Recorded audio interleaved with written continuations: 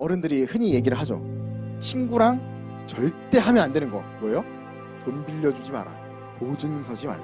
크리스천 부모님들은 꼭 근거를 대요. 성경에 나와 있지 않냐. 근데 저는 사실 속으로 이해가 안 됐어요. 왜 목숨처럼 사랑하려며 이웃을, 그 이웃이 진짜 딱 한 번만 보증 서달라고 그러면 내 몸처럼 아끼는 이웃을 위해 보증 정도 못 써줘? 이런 생각이 있었어요. 그럼에도 불구하고 보증 쓰면 돼요, 안 돼요? 네, 보증 쓰지 마세요. 네, 보증은 안 좋은 거래요. 네. 근데 이거를 성경적인 근거를 대는 것이 저는 너무 납득이 안 됐어요. 말씀에 대해서 복음적 관점 없이 특히 팔복과 산상수훈을 인본주의적으로 이해를 하면요, 도덕책으로 돼요, 성경은. 그리고 제일 큰 문제가 뭐냐면 내 마음 내키는 대로 해석을 해요. 그때 선택적으로 말씀을 뽑아내게 돼요. 어떤 때는 뭐 속옷 겉옷 다 벗어주라고 했는데 그럼 보증은 왜 안 돼? 제가 주석을 이렇게 보는데 뭐라고 나와 있냐면, 본인에게 큰 피해가 돌아오게 되는 것을 주의하는 잠언으로 나와 있어요. 그러면 이 관점으로 보잖아요. 세상에서 제일 멍청이가 누구예요? 예수님. 제일 지혜롭지 않은 사람이 누구예요? 예수님이에요. 상식적으로 생각을 해봐요. 자신의 목숨을 내놓으셔서 우리를 살리셨어요. 그럼 목숨 바치는 게 보증하는 것보다 좀 덜 피해가는 거예요? 아니잖아요. 네. 말이 안 되는 거예요.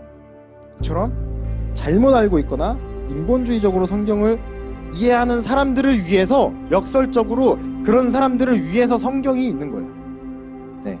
성경은 믿지 않는 사람들한테 어떤 복음을 좋아 보이는 것으로 만들어서 설득하는 책이 아니에요. 성경은 자칭 믿는 사람들, 우리죠, 올바른 복음으로 깨우치게 하는 진리인 줄 믿습니다.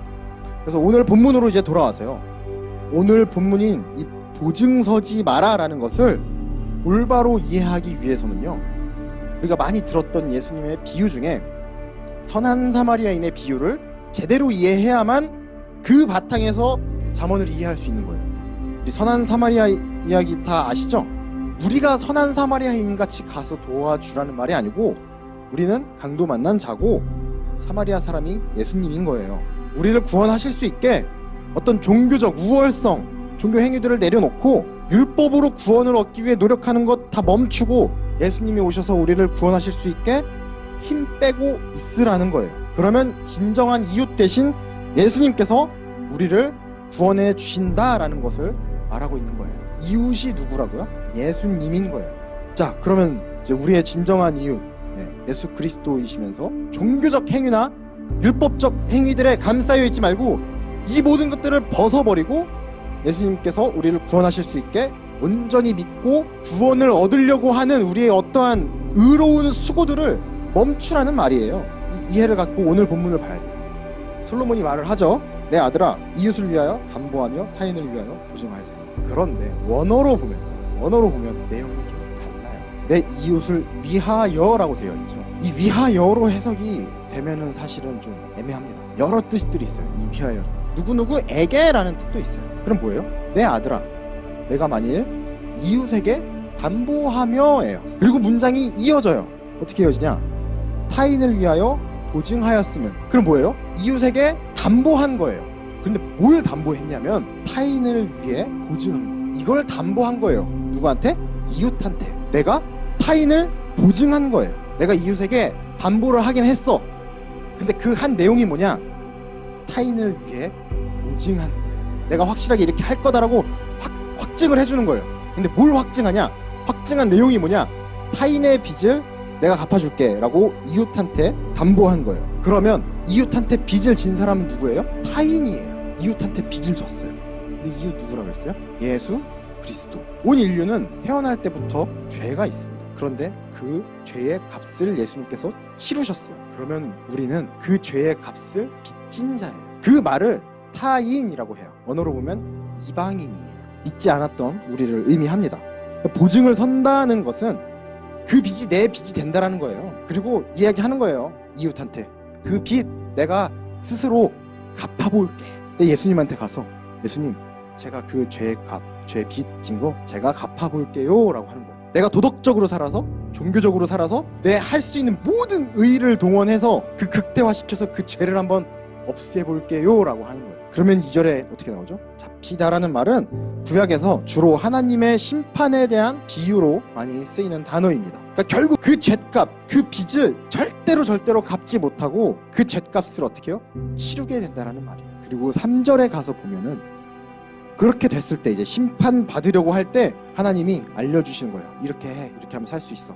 이웃의 손에 빠졌은즉 이같이 하라. 너는 곧 가서 겸손히 내 이웃에게 간구하여 스스로 구원해. 이 문장도 사실은 좀 이상해야 돼요. 읽으면서 보증은 타인을 위하여 섰는데 누구의 손에 빠져요? 이웃의 손에 빠져요. 그러면은 알 수 있죠. 원어로 안 봐도 우리는 이웃한테 그런 빚을 진 자네? 라고 알 수는 있어요. 이웃을 위하여 담보한 게 아니고 이웃에게 담보한 거예요. 그런데 이 손에 빠졌다라는 이 단어가 어감이 부정적이에요. 그래서 그냥 보증 서지 말래, 담보 서지 말래 그러면서 넘어가는 거예요. 다시 보면요, 이 이웃의 손에 빠졌은즉 이라고 되어 있는데 오히려 들어가다라는 뜻이에요. 그리고 원어 순서대로 직역을 하잖아요. 그럼 의미가 또 달라요. 어떻게 되냐, 가서 이렇게 해라, 내 아들아 스스로 구원해라. 네 이웃의 손에 들어간 것처럼 너는 가서 스스로를 짓밟아서 네 이웃에게 간곡히 요청해라로 번역이 됩니다. 겸손하다라는 단어가 직역을 하면 스스로 짓밟다라는 단어.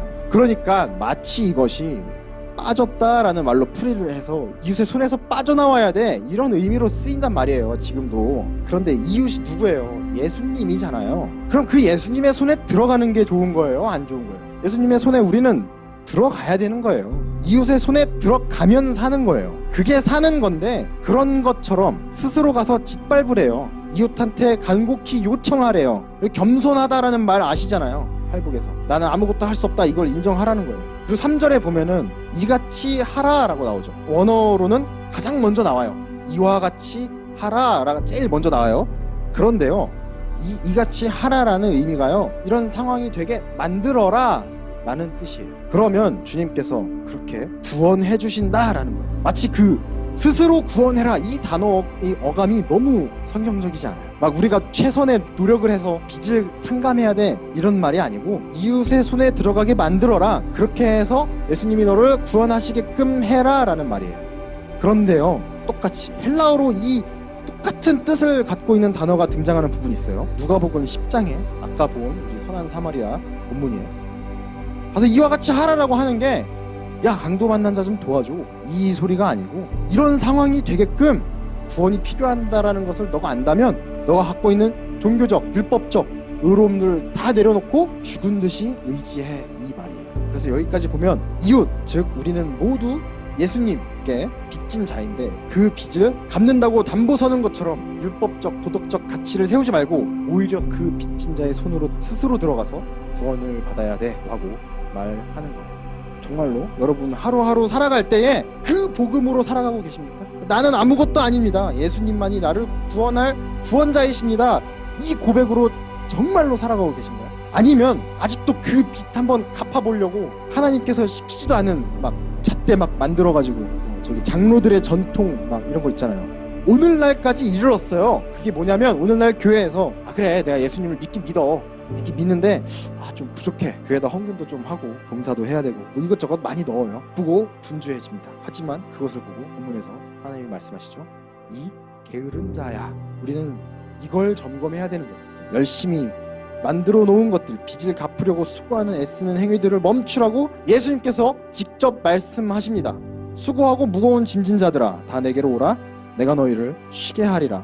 나는 마음이 온유하고 겸손하니 나의 멍에를 메고 내게 배우라. 그 빚진 거 갚으려고 하는 그 수고와 무거운 짐 갖고 다 내게로 오라. 그리고 그거 내려놓고 내가 매는 멍에에 참여해 라고 하시는 거예요. 그 멍에는 뭐죠? 우리를 구원하시는 예수님의 사역인 거예요. 그 사역에 어떻게 하라는 거예요? 동참하라는 거예요.